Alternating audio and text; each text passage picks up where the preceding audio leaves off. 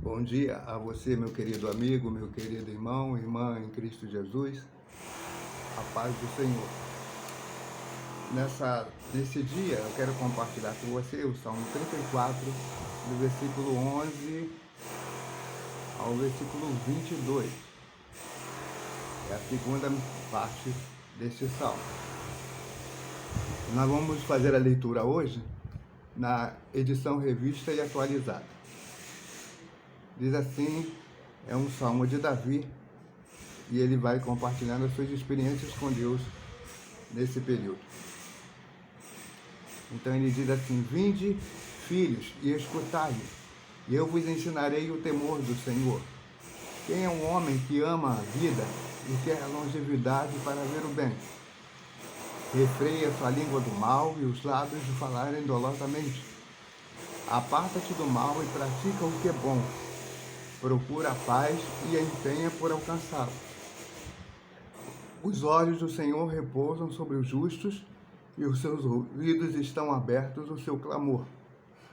O rosto do Senhor está contra os que praticam mal, para lhes extirpar da terra a memória. Clamam o justo e o Senhor os escuta, e os livra de todas as suas tribulações. Perto está o Senhor dos que têm coração quebrantado e salva os de espírito oprimido. Muitas são as aflições do justo, mas o Senhor de todas os livra. Preserva-lhe todos os seus ossos, nenhum deles sequer será quebrado. O infortúnio matará o ímpio, e os que odeiam o justo serão condenados. O Senhor resgata a alma dos seus servos, e os que nele confiam, nenhum deles será condenado. Louvado seja Deus. Vamos orar nessa manhã mais uma vez. Pai, louvamos uma vez o teu nome e pedimos a vossa direção, o vosso entendimento, a vossa sabedoria, a vossa unção, a vossa autoridade, para que sejamos instrumento em tuas mãos mais uma vez, para compartilhar a palavra que é tua, o ensino que é teu, a direção que também é tua, a coragem e a força que é tua, esse convite que vem de ti através de Davi. Orienta-nos assim, ajuda-nos a caminharmos na tua presença, em nome de Jesus. Amém. Então, amados, nós estamos assim lendo esse salmo e vendo que Davi faz um convite constante, e esse convite agora, do versículo 10 ao 22, ele se dirige mais diretamente aos jovens, porque ele diz: vinde, filhos, aproximem-se, filhos, acheguem-se, jovens. Né? Os filhos, e filho sempre é mais jovem que o pai, não existe nenhum filho mais velho que o pai. Né? Exatamente, o pai só consegue ser filho, só consegue ele ser pai a partir do momento que o filho nasce. E o filho só passa a ser filho a partir do momento também que ele é gerado. Uma coisa, ou seja, acontece simultaneamente. É o que nos mostra também a palavra de Deus. Então o ensino, ele convida os filhos. Então Davi tem um aprendizado na escola de Deus, na comunhão diária com o seu Criador. E ele aprende a temer o Senhor, aprende a adorá-lo, a servi-lo, a obedecê-lo cada vez mais. Nós vemos aí a declaração que ele faz no versículo 11. Porque ele diz: escutai-me, eu vos ensinarei o temor do Senhor. Então, como é que ele vai ensinar uma coisa que ele não aprendeu? Então, Davi havia ou estava aprendendo a temer ao Senhor, e esse aprendizado que ele estava recebendo, ele compartilhava com Deus. E nós vemos que aí no versículo 12, ele faz uma pergunta. duas perguntas, né? Quem é o homem que ama a vida e quer longevidade para ver o bem, ou seja, quer viver muitos anos, muitas décadas, para ver o bem. Ver o bem significa contemplar as coisas boas, contemplar as coisas corretas, contemplar as coisas justas. Então, ele está falando, e contemplar não é só ver os outros fazerem, é ver as obras das suas mãos que estão sendo feitas com justiça, que estão sendo empenhadas com retidão. Então, ele questiona quem é a pessoa que quer isso, que ama a sua vida e quer viver bastante tempo para ver os frutos das suas obras. Claro que todo mundo, automaticamente, essa resposta é: todos querem isso. Mas ele vai se dizer que, se todos querem, a pergunta que o versículo 12 está nos fazendo, ele então começa a dizer que é preciso ter algumas atitudes para que esse desejo se torne realidade. E aí ele vai então dizer: então, se você quer isso, se você almeja isso, refreie a sua língua do mal. Ou seja, afaste-se das fofocas, afaste-se da falsidade, afaste-se das intrigas, das dissensões, das discussões desnecessárias, daquilo que não edifica. Então, a primeira coisa que ele convida o jovem a fazer, se ele quer viver muito tempo, é se afastar das coisas que, na realidade, também os afastariam de muitas pessoas e os afasta também da pessoa e da comunhão com Deus.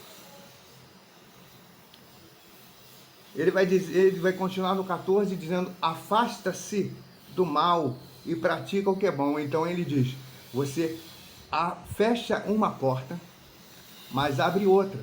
Quando uma porta se fecha, outra se abre. E quando uma se abre, provavelmente outra se fecha. Então ele está dizendo: se você quer viver muito tempo, se você quer prosperar, se você quer se alegrar, afasta-te do mal. Afasta-te do maligno. Afasta-te das más obras. Afasta-te da ignorância. Afasta-te da arrogância. Afasta-te da insubmissão. Afasta-te da rebeldia. Afasta-te dos caminhos do maligno. Esses são os caminhos do maligno. E pratica o que é bom. O que é bom aí ele está dizendo: pratica o que é justo. Pratica o que é honesto. Pratica o que é verdadeiro. Então faça a substituição adequada, porque alguns param de fazer algumas coisas, mas continuam fazendo outras coisas que não ajudam, que não contribuem. É quase que fazem aquela troca, 6 por meia dúzia. Há muita gente fazendo troca de 6 por meia dúzia. E não trocando 6 por 7. Né? E não trocando 6 por 12, mas trocando 6 por meia dúzia. Então ele vai dizendo aí no 14, e aí ele diz: procura a paz. Ele está dizendo: corre atrás da paz, corre atrás da tranquilidade, corre atrás da honestidade. Não a deixe escapar. Então veja que ele coloca, é claro isso também, que a paz ela pode fugir, ela pode ir embora, mas pode ir embora. A paz aqui que ele está se referindo é um dos relacionamentos, dos envolvimentos com as pessoas, da tranquilidade, não é? Mas essa paz também externa, ela muitas das vezes atinge a nós internamente. nós também ficamos abalados por dentro, não só por fora. Então, mas ele diz, por isso ele diz, procura a paz, mas não só a paz externa. Ele está dizendo, procura a paz interna, a paz de comunhão, de relacionamento com Deus, de perdão, de confissão de pecados. Procura, não a deixe escapar. E aí ele vai dizendo que os olhos do Senhor, versículo 15, repousam sobre os justos e os seus ouvidos estão abertos ao seu clamor. Então ele vai dizendo, faça isso, porque você terá uma porta aberta diante do Senhor. Você terá várias oportunidades diante do Senhor, uma porta de clamor e uma porta de resposta, uma porta de conversa e uma porta de solução diante do Senhor. Se posicione. Os olhos do Senhor acompanham os justos. Então, aí a pergunta que vem é, quem é você? Então, jovem, como você tem andado, como você tem caminhado, o Senhor tem ouvido a tua oração, tem atendido o teu clamor? Porque Ele atende o clamor do justo. Ele ouve e tem os ouvidos abertos para o clamor dos justos. Daquele que é honesto, daquele que é fiel, daquele que é verdadeiro. Não apenas com os homens, mas principalmente com Deus. Com Deus e com os homens. Não só com os homens, ou com os homens primeiros e com Deus, porque se acontece isso, já está errado. Está fazendo o inverso. A honestidade, a fidelidade precisa acontecer primeiramente com Deus. Então, Davi continua, essa palavra vai dizendo no versículo 16, o rosto do Senhor está contra, agora olha o reverso, está contra os que praticam o mal, para os extirpar da terra, ou seja, para desfazer a sua memória, para deixá-los desistir.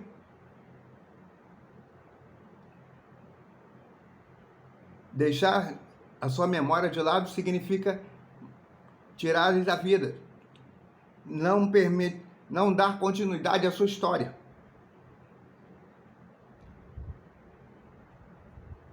Ele volta, o versículo 17, dizendo, clamam os justos e o Senhor escuta e os livra de todas as suas tribulações. Ele está falando de algo pessoal, algo relacional da intimidade dele com Deus. E ele diz, o Senhor ouve, de novo ele reforça essa ideia, o clamor dos justos e os livra das tribulações. Ele ainda diz todas as tribulações, não algumas, todas as tribulações. Nas tribulações também, ele livra das tribulações e nas tribulações. Ele permite até que entremos, que atravessemos essa situação, mas ele nos livra, ele não nos deixa sucumbir naquela situação. É promessa, é testemunho de Davi. Então ele diz, o rosto do Senhor é contra aqueles que praticam maldade e seguem o caminho dos perversos, da iniquidade, do pagão, do injusto, do falso, do adúltero.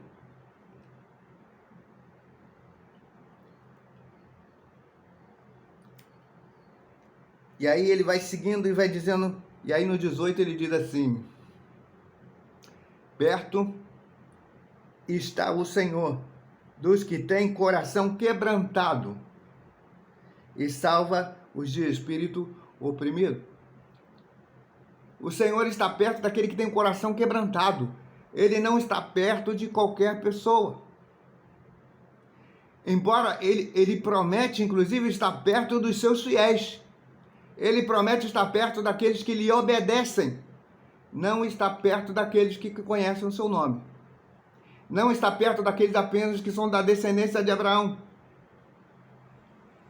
Por terem nascido, terem só o mesmo sangue, mas não terem a mesma... Não adianta ter o mesmo sangue de Abraão e não ter o sangue de Deus correndo nas suas veias. E não ter o sangue de Cristo correndo sobre a sua cabeça, sobre o seu corpo, como fala o Salmo 73, lá de fala de óleo, aqui eu poderia dizer o sangue que desce pela barba, a barba de Arão, ou seja, envolve todo o seu ser. Unge, cobre, lava todo o seu ser. Então não é apenas aparência, não é apenas externo, é algo que acontece por dentro e por fora do homem, do jovem que deseja alcançar longevidade. Mas daquele que principalmente ele não está preocupado com a longevidade. A longevidade é uma consequência da sua obediência, da sua honestidade, do seu caminhar com Deus. É isso que Davi aqui também está nos ensinando. E aí o versículo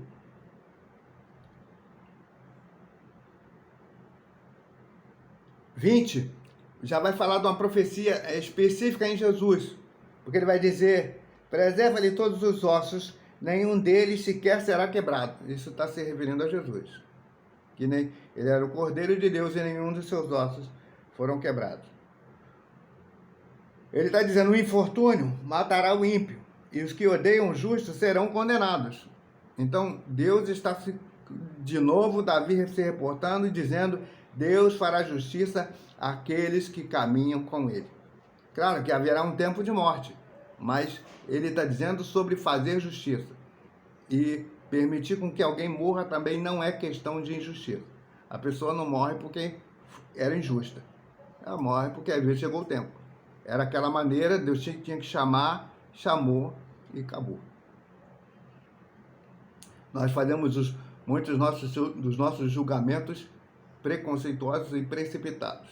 Nós precisamos ter cuidado com essas coisas também. E aí no 22 ele diz: o Senhor resgata a alma dos seus servos, e dos que nele confiam, nenhum será condenado. Então veja, a alma é resgatada. E a alma é aonde? É aqui fora ou é lá dentro? É no nosso interior. Então ele nos resgata, ele nos protege, ele nos atende, ele nos faz crescer e ele trabalha em nós primeiramente por dentro. E essa transformação, essa mudança interna vai transparecendo por fora. Então, quando Davi convida os jovens, lá no versículo 11, Davi diz que o justo, nós vemos aí que ele passa por aflição, mas o Senhor o livra. Isso aí nós falamos, né? O Senhor o livra de todas. Então, esse convite de Davi, essa orientação de Davi para os jovens, tem 4 objetivos. Primeiro objetivo: o convite é feito primeiramente para nos aproximarmos de Deus. Então, se você está longe, você se aproximar. Se você está perto, você continuar se aproximando. Porque, mas eu estou perto de Deus. Parado, a gente não fica perto, porque Deus é um Deus de movimento. E Deus se movimenta. Tudo bem que lá em Israel, com o tabernáculo, ele andava um pouco. A nuvem era o sinal disso, da presença dele também. E quando a nuvem andava, o povo andava. Quando a nuvem parava, o povo parava. Mas isso quer dizer que há um tempo para cada coisa. Então, claro, mas Deus não está estático. A nuvem parava, mas eles ficavam porque era um lugar do acampamento. Era para tomar fôlego de novo. Era para respirar outra vez. Era para descansar um pouco. Mas as atividades da comunhão não paravam. E tem gente que se acomoda, para na intimidade, para na comunhão, para na leitura da palavra, para na meditação, para no louvor, para na oração. E acha que está perto de Deus, que Deus continua próximo. Deus tem o seu compromisso, claro, com os seus. Mas ele tem fidelidade também. E ele age de uma maneira com os fiéis, com os obedientes, e age de outra maneira com as pessoas que apenas estão se comprometendo externamente com ele. Terceiro motivo do convite, segundo motivo é que nós andemos junto do Mestre. Então, não só nos aproximemos, mas andemos juntos, continuemos na movimentação junto com ele. E estejamos abertos ao aprendizado, ao ensino, porque ele diz que o convite é preciso para que nós aprendamos de Deus. E o quarto motivo desse convite, é receber livramento da parte de Deus. Ou seja, tem um benefício, esse convite traz um benefício, traz um brinde, vamos dizer assim, né? Então, o Senhor pede de nós e exige, ele se dirige especificamente talvez aos jovens, mas ele está falando para qualquer pessoa, para uma criança, para um adolescente, para um jovem, claro, para um adulto, porque a atitude de se colocar em honestidade, em fidelidade, em submissão, em comunhão com Deus é para todas as idades, em qualquer tempo. Então, Davi nos convida a comungarmos e continuarmos aprendendo de Deus na nossa vida. Que o Senhor nos abençoe mais uma vez nessa tarde. Pai, louvamos o teu nome pela manifestação da glória, da tua palavra, pelo ensinamento da mesma sobre nós. Ajuda-nos assim, como Davi faz o convite, a caminharmos diante de ti em fidelidade, em justiça, fugindo e evitando o mal, ó Deus, que tem constantemente nos rodeado e nos querendo fazer cair e derrubar e nos afastar de ti, principalmente. Mas, Senhor, não permita, ajuda-nos. A tua palavra nos diz que quando nós devemos orar, devemos clamar a ti, dizendo, Senhor, livra, não nos deixes cair em tentação, mas livra-nos do mal. E então essa é a nossa oração nesta manhã mais uma vez, em nome de Jesus. Amém.